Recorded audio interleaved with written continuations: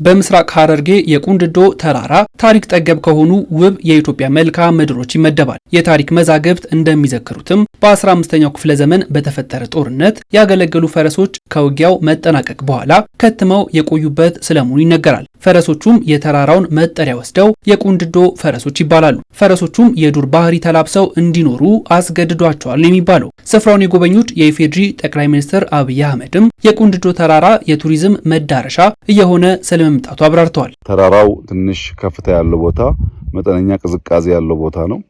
የፈረሶቹን ቅርጽ ያየን እንደሆነ በተለምዶ ከምናውቃቸው ፈረሶች በተለየ ሁኔታ አንገታቸው ረዘም ያለ ነው እና እነዚህን የዱር ፈረሶች እና በዚህ ተራራ ያለውን ሃይኪንግ ሰዎች እየመጡ እንደሚያዩ ሰምተናል። ከዚያም በተጨማሪ ልክ እንደ ባሌ ሁሉ 3-4 ቦታ በጣም ረዣዥም ኬቮች እዚህም አካባቢ አሉ።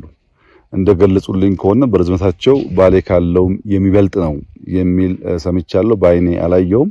እነዚያን ኬቮች፣ የሃይኪንግ ቦታዎች፣ እነዚህን የዱር ፈረሶች እንደምታዩት ይሄ ተራራ ቁንድዶ ብቻ ሳይሆን አንዳንዶች ደብሊው ማውንቴን ይሉታል በቅርጹ የተነሳ ተራራው በራሱ በጣም ከፍተኛ ውበት ያለው ለእይታ የሚማርክ ቦታ ነው። በቁንድዶ ተራራ የሚገኙ ፈረሶች ልዩ የተፈጥሮ ባህሪና ቅርጽ አላቸውም ብለዋል ጠቅላይ ሚኒስትሩ። ይህንን ድንቅ ሀብት ጠብቆ ማቆየትም ታሪክን የመዘከሪያ ምልክት ብሎም የቱሪዝም መዳረሻዎችን የማጠናከር ማሳያ ስለመሆኑ አብራርተዋል። ኔቸር መጠበቅ፣ ታሪክ መጠበቅ ይበልጥ አስቦ ማስቀጠል ለትውልድ ጠቃሚ መሆኑ ብቻ ሳይሆን ከፍተኛ የቱሪስት መስህብም ሊሆን ይችላል። እንግዲህ አስቡት የዛሬ 500 ዓመት ከባቢ የነበረ ግጭት ውስጥ እንደ ቅሪት የቀሩ ፈረሶች ዛሬ እነሱን ተንተርሶ ታሪክ እንዲወሳ ያኔ በውጊያ የተሳተፉ ሰዎች እንዳይዘነጉ ማድረግ መቻላቸው በቀላል የሚታይ ጉዳይ አይደለም። ታሪክ ባስቀመጥነው ልክ ባስቀመጥነው ቦታ እንዳለ ሳይሸረሸር የማይቀመጥ ቢሆንም ብርቱ ትውልድ፣ አዋቂ ትውልድ፣ አስተዋይ ትውልድ ሲኖር ግን በዚህ መንገድ ከልጅ ልጅ የተሸጋገረ ሊቀጥል ይችላል እና ከዚህ ቀደም በተለያየ መንገድ ሰምተን ሊሆን ይችላል።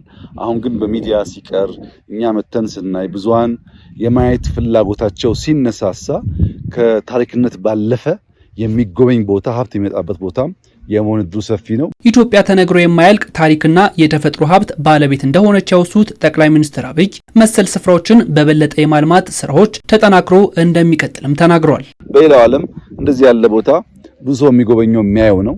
በእኛ ሀገር እንደ መንግስት ከተሰጠው ዝቅተኛ ትኩረት የተነሳ እንደዚህ አይነት ቦታ ብዙ ባይታይም ለወደፊቱ ግን እነዚህን አቅም በፈቀደ መጠን እያለሙ ተጨማሪ ገቢ ማስገኛና ታሪክ ማስቀጠያ ቦታ መሆን እንዳለባቸው ይሰማኛል።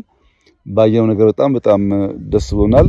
እዚህ ቦታ መጥቶ የሚያይ ሰው በሚያየው ነገር እንደሚደሰት ተስፋ አደርጋለሁ። እጅግ አድርጌ አመሰግናለሁ።